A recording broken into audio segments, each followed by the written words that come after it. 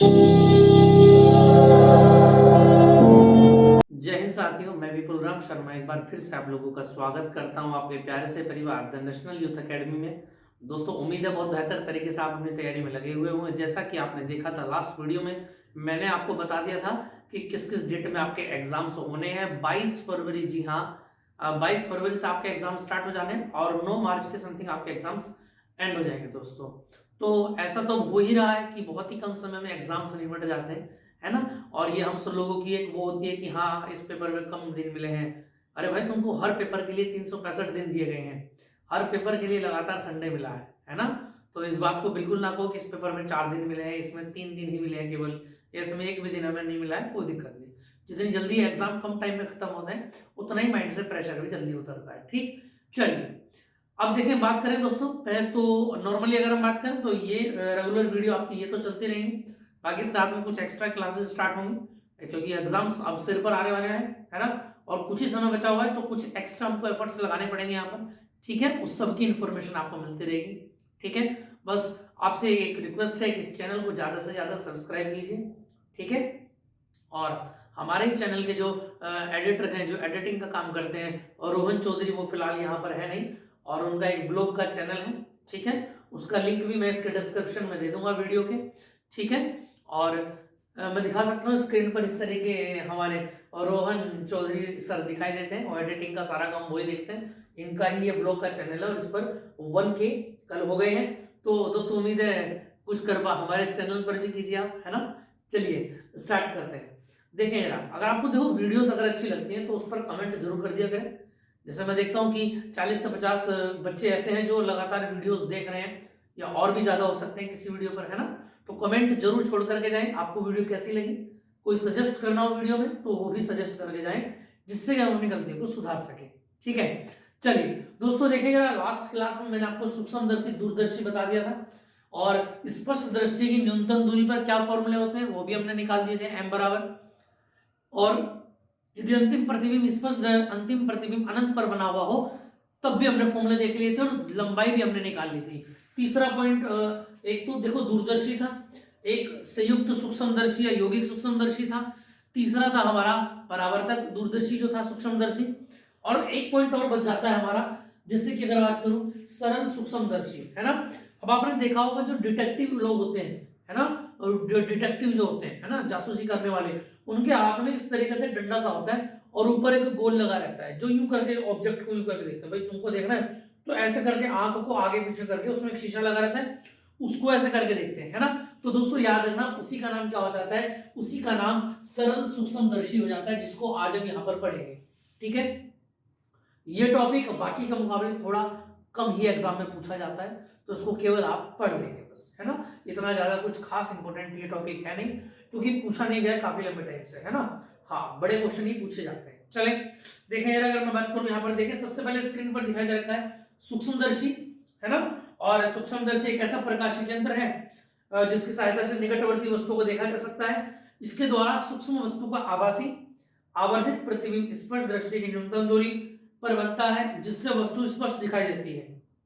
सूक्ष्मदर्शी दो प्रकार की होती है, एक तो सरल सूक्ष्मदर्शी जो आज हम पढ़ेंगे, और एक होता है संयुक्त या यौगिक सूक्ष्मदर्शी जो लास्ट क्लास में मैंने आपको पढ़ाया था, है ना। चलिए देखिए ना, सरल सूक्ष्मदर्शी की अगर मैं बात करूं तो स्क्रीन पर आपको दिखाई दे पा रहा है दोस्तों, ये इसकी संरचना की देखो जरा। सबसे पहले इसके बारे में पढ़ेंगे, इसकी सहायता से सूक्ष्म वस्तु का आभासी व बड़ा प्रतिबिंब दिखाई देता है ना, और वस्तुएं बड़े प्रतिबिंबों के रूप में स्पष्ट दिखाई देती हैं, जिसे आवर्धक लेंस भी कहते हैं। अगर बात करें इसकी संरचना की, तो स्क्रीन पर आपको दिखाई दे पा रहा है, देखो जरा, नीचे इसमें पकड़ने का हत्था लगा हुआ है, उसके ऊपर थोड़ा सा जूम करके दिखा देता हूं, उसके ऊपर धातु का गोल छल्ला लगा हुआ है, और बीच में एक लेंस लगा होता है, जिसको क्या बोलते हैं, उत्तर लेंस बोलते हैं। सिद्धांत क्या होता है, अगर मैं सिद्धांत की बात करूं दोस्तों, देखिए जरा, सिद्धांत यह है कि जब उत्तर लेंस के सामने उसके फोकस दूरी से कम दूरी पर कोई वस्तु रखी जाती है, तो उसका प्रतिबिंब आभासी सीधा वस्तु से बड़ा बनता है, और लेंस से वस्तु बड़ी आवर्धित दिखाई देती है, इसलिए इसे आवर्धक लेंस भी कहते हैं। अब क्रियाविधि की अगर मैं बात करूं, देखें सबसे पहले इस डायग्राम को देख लेते हैं जो नीचे बना हुआ है। देखिए जरा, सीधा सीधा मैंने आपको बताया था, वस्तु अगर छोटी है ए बी, तो एंगल जो होगा बीटा वो भी छोटा बनेगा, और वस्तु का आकार अगर बड़ा है, जैसे A1 B1 बना हुआ है, इसके पीछे देखें स्क्रीन पर, जहां पर लिखा हुआ वस्तु का आभासी प्रतिबिंब है ना, तो वहां पर इमेज बनेगा। ठीक, समांतर जाने वाली किरण ई से होती हुई फोकस में जाएगी और प्रकाशित केंद्र सी से जाने वाली किरण सीधी निकल जाएगी, पीछे बढ़ाने पर आभासी प्रतिबिंब मिलता है ना, ऐसा ही इसमें होगा। इसमें इसकी लैंग्वेज में लिखा हुआ है उत्तल लेंस द्वारा बने प्रतिबिंब का किरण आरेख दिखाया गया है। उत्तल लेंस L1 L डैश के सामने कोई वस्तु AB लेंस के प्रकाशित केंद्र C तथा प्रथम फोकस F डैश के बीच रखी है। इसके शीर्ष B से दो किरणें BE और BC डायग्राम में दिखाई दे रहा है आपको। BE लेंस की मुख्य अक्ष के समांतर है, अपवर्तन के पश्चात फोकस से होकर जाएगी अब से, और दूसरी किरण जो है BC वो लेंस के प्रकाशित केंद्र C से होकर के निकलेगी, जो कि सीधे निकल जाएगी। उसको आप पीछे बढ़ा लेंगे और पीछे बढ़ाने पर जिस भी बिंदु पर टकराएंगी वहां पर बिंदु B का आभासी प्रतिबिंब होता है और B1 से मुख्य अक्ष पर डाला गया लंब A1 B1 वस्तु AB का संपूर्ण प्रतिबिंब होता है। यह प्रतिबिंब लेंस वस्तु से की ओर आभासी सीधा हुआ वस्तु से बड़ा होता है। अगर मैं आवर्धन क्षमता की बात करूं, देखो दोस्तों इसमें डायरेक्ट फॉर्मूले हैं, डेरिवेशन इसमें नहीं है, यही कारण है कि ये बहुत कम एग्जाम में पूछा जाता है ना। आवर्धन क्षमता की अगर मैग्नीफाइंग पावर की बात करूं मैं दोस्तों, तो ध्यान रखना क्या बोला गया है, सरल सूक्ष्मदर्शी द्वारा बने प्रतिबिंब आंख पर बने दर्शन कोण वस्तु को स्पष्ट दृष्टि की न्यूनतम दूरी पर रखने पर वस्तु द्वारा आंख पर बने दर्शन कोण के अनुपात को सूक्ष्मदर्शी की आवर्धन क्षमता कहते हैं। पहला पॉइंट क्या बताया गया कि अगर स्पष्ट दृष्टि की न्यूनतम दूरी पर बने तो m बराबर क्या बनता है 1 + d/f, और दूसरा बताया गया है कि यदि अनंत पर बने तो m बराबर d/f। क्लियर है, दोनों पॉइंट याद रखेंगे। सूक्ष्मदर्शी की आवर्धन क्षमता अधिक करने के लिए लेंस की फोकस दूरी कम होनी चाहिए, इस पर आप नोट लगा लेंगे। ये कई बार एक नंबर में पूछ लिया जाता है कि सरल सूक्ष्मदर्शी की आवर्धन क्षमता अधिक करने का क्या प्रयोजन है, तो याद रखना मैंने क्या बताया आपको, आवर्धन क्षमता अगर ऊपर करनी है तो फोकस दूरी क्या बोलिए, देखो अभी मैंने आपको बताया, तो दो फॉर्मूले है ना दोस्तों, m = 1 + d/f, ठीक है, और दूसरा वाला m = d/f। और दोनों ही फॉर्मूले में एक बात नोट देखने वाली है क्या, कि m जो है ना आवर्धन क्षमता मैग्नीफाइंग पावर, वो फोकल लेंथ के कैसा है बताओ जरा, इनवर्स है। इसका मतलब अगर आपको मैग्नीफाइंग पावर इंक्रीज करनी हो तो फोकस को क्या करना पड़ेगा, कम करना पड़ेगा ही पड़ेगा। ठीक है, समझ गए बात को इतनी आप। चलिए, वैसे तो आप बहुत ही समझदार बच्चे हैं, है ना, जल्दी से चीजों को समझ जाते हैं। और अब तो हमारा लेक्चर नंबर 135 आ गया है। जो बच्चा लेक्चर नंबर 1 से जुड़ा हुआ है तो वो तो बिल्कुल झटाक से समझ जाता होगा मेरी बातों को कि मैं कहाँ बोल रहा हूँ, है ना। चलिए, बाकी भाई मैंने तुमसे एक चीज मांगी है, इस वीडियो को शेयर जरूर करो, जल्दी से जल्दी हमें भी के की श्रेणी में ले आओ, है ना। तो थोड़ा सा और हमारा भी इंटरेस्ट बना रहेगा पढ़ाने में। और बेहतर चीज देखो, ऐसा होता है जब हम किसी चीज पर मेहनत करते हैं ना और लोग उस चीज को अगर कॉम्प्रोमाइज करें कि हाँ भाई ये चीज हो पा रही है, तो उसमें हमारा भी इंटरेस्ट बढ़ जाता है ना। तो हमारा इंटरेस्ट बढ़ाने के लिए इतना आप कर ही सकते हैं, ज्यादा से ज्यादा बच्चों को शेयर कीजिए, पढ़ने वाले बच्चों को ही शेयर कीजिए, ठीक है। हाँ, बेवजह के सब्सक्राइबर नहीं चाहिए, ठीक। देखें जरा आगे, अगर मैं बात करूं उपयोग की बात करते हैं, इसकी सहायता से घड़ी साज सूक्ष्म पुर्जों को देखकर उसकी मरम्मत करते हैं। प्रयोगशाला में इसकी सहायता से यंत्रों पर लगे वर्नियर कैलिपर्स के पाठ्यांक मापे जाते हैं, है ना। दो यूज है इसके। चलिए, अब कुछ न्यूमेरिकल में इसके बता देता हूं। देखो, सूक्ष्मदर्शी दूरदर्शी से रिलेटेड कुछ न्यूमेरिकल एग्जाम में पूछ लिए जाते हैं, उसको मैं यहाँ पर बता देता हूँ। मेन कुछ मैं क्वेश्चन से लेकर आया हूँ, ठीक है।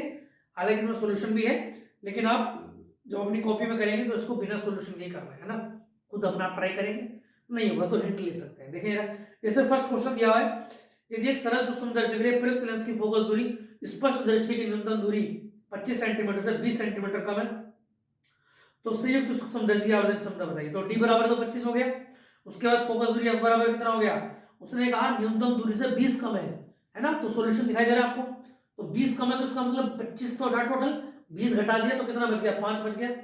और आपको क्या निकालना है, आवर्धन क्षमता। सीधा सा फॉर्मूला लगाएंगे, बराबर 1 + d/f, है ना। अगला क्वेश्चन, एक संयुक्त सूक्ष्मदर्शी का विदर्शक लेंस की आवर्धन क्षमता 8 है, MO बराबर 8 है, और दूरदर्शी सूक्ष्मदर्शी की आवर्धन क्षमता 32 है, तो m बराबर कैपिटल क्या हो गया, -32, है ना। नेत्रिका की आवर्धन क्षमता ज्ञात कीजिए, तो सीधा सीधा फॉर्मूला लगाना है, m बराबर m0 × me। क्लियर है। चलिए यार, इसके बाद थर्ड क्वेश्चन ऐसी स्क्रीन पर दिया हुआ है, आवर्धन क्षमता 60 है, अभिदर्शक लेंस से 1 सेंटीमीटर की दूरी पर है, यानी ये u0 हो गया आपका। अभिनेत्र लेंस की फोकस दूरी 5 सेंटीमीटर अतिबिंब, ठीक है, तो fe बराबर 5 हो गया। अंतिम प्रतिबिंब स्पष्ट दृष्टि न्यूनतम दूरी पर बनता है, तो अभिदर्शक लेंस की फोकस दूरी बताइए, है ना। यानी कि आपको क्या बताना है, FO की वैल्यू आपसे निकालनी। तो सबसे पहले आपने फॉर्मूला लगाया आवर्धन क्षमता का, ऐसा क्या होता है, m बराबर -v0 / u0 1 + d/fo होता है ना, FE। वैल्यू रख के आपने यहाँ से क्या निकाला, वीओ निकाला, और उसके बाद सीधा लेंस का फॉर्मूला लगा दिया दोस्तों, 1/f बराबर 1/v माइनस के 1/u, आपको दिखाई दे रहा है नेक्स्ट पेज में, ठीक है। और आंसर आता है 0.91, इसको खुद ट्राई करना है घर पे, ठीक है। क्वेश्चन नंबर 4 बिल्कुल ऐसे ही है, 7 ऐसे ही है, 8 ऐसे ही है, 9 ऐसे ही, घर पर ट्राई करेंगे। और लास्ट क्वेश्चन आपके सामने आ जाता है दोस्तों, खगोलीय दूरदर्शी और यौगिक सूक्ष्मदर्शी में अंतर क्या होता है ना। समानताएं क्या होती है, दोनों में सिमिलरिटी क्या है और असमानता क्या है। देखिए अगर मैं समानता की बात करूं तो अब खगोलीय दूरदर्शी, खगोलीय दूरदर्शी क्या होता है, जो दूर की चीज देख सके, खगोल की, है ना। और यौगिक सूक्ष्मदर्शी जो पास की चीजों को, है ना, जो नहीं दिखाई दे रही आंखों से, उनको भी देख सके। अगर मैं बात करूं समानता क्या क्या हो जाती है, अभिदर्शक लेंस से वास्तविक उल्टा प्रतिबिंब बनता है और सूक्ष्मदर्शी में भी बनता है। नेत्रिका छोटे द्वारक की होती है, यौगिक सूक्ष्मदर्शी में भी छोटे द्वारक की होती है। कम फोकस दूरी का उत्तल लेंस होता है और दूसरे में भी, सूक्ष्मदर्शी में भी कम फोकस दूरी का उत्तल लेंस होता है। तीसरी बात, अंतिम प्रतिबिंब उल्टा आभासी वस्तु से बड़ा बनता है और दूसरे में भी ऐसा ही है, उल्टा आभासी वस्तु से बड़ा बनेगा, है ना। असमानता की अगर हम बात करें दोस्तों, तो दूरदर्शी में क्या होता है, दूर स्थित वस्तुओं को दर्शन कोण बड़ा करके देख सकते हैं, लेकिन पास वाली वस्तु में क्या होता है, दर्शन कोण क्या होता है, छोटा करना पड़ता है। विभेदन क्षमता बढ़ाने के लिए अभिदर्शक का द्वारक बड़ा करते हैं, है ना, और विभेदन क्षमता को बढ़ाने के लिए कम तरंगदैर्घ्य का प्रयोग करते हैं। लास्ट पॉइंट आ जाता है क्या, दूरदर्शी की अगर मैं बात करूं तो अभिदर्शक की फोकस दूरी को अधिक तथा नेत्रिका की फोकस दूरी को कम करके आवर्धन क्षमता बढ़ाई जाती है। जबकि अगर मैं बात करूं यौगिक सूक्ष्मदर्शी की, तो अभिदर्शक और नेत्रिका दोनों की फोकस दूरी को कम करके आवर्धन क्षमता को बढ़ाया जाता है। इतनी बात समझ में के लिए, तो यहां से हमारा देखें जरा, सूक्ष्मदर्शी और दूरदर्शी का कंप्लीट टॉपिक यहाँ पर कंप्लीट हो जाता है दोस्तों। और उम्मीद है बहुत बेहतर तरीके से आप इन चीजों को समझ पाए होंगे। ये जो क्लास थी हमारी दूरदर्शी की मानव नेत्र वाली, दोस्त उसको बहुत अच्छे से आप पढ़ लेना, क्योंकि याद रखना, सरल सूक्ष्मदर्शी, संयुक्त दूर सूक्ष्मदर्शी और खगोलीय दूरदर्शी, परावर्तक दूरदर्शी और सरल सूक्ष्मदर्शी, इन चारों पॉइंट में से एक पॉइंट एग्जाम में लॉन्ग में 5 नंबर में आपको रखा हुआ मिलेगा। इस बात को अभी लिख लेना, क्लियर है। और 2 नंबर का न्यूमेरिकल, समझ में आई बात या नहीं, ठीक है, क्लियर है। तो विश्वास दिखाइए थोड़ा सा, ठीक है, ऐसा नहीं है जो मैं बता रहा हूं कि वो बिल्कुल ही नहीं मिलेगा, आप थोड़ा विश्वास तो कीजिए, है ना। देखो 135 लेक्चर हो चुके हैं, तो कुछ विश्वास के साथ ही आप लोगों के लिए हम यहाँ पर मेहनत कर रहे होंगे दोस्तों। तो ज़्यादा से ज़्यादा वीडियो को शेयर कीजिए, और जैसा कि मैंने आपको कहा, आप होशियार हैं ही खुद ही, है ना।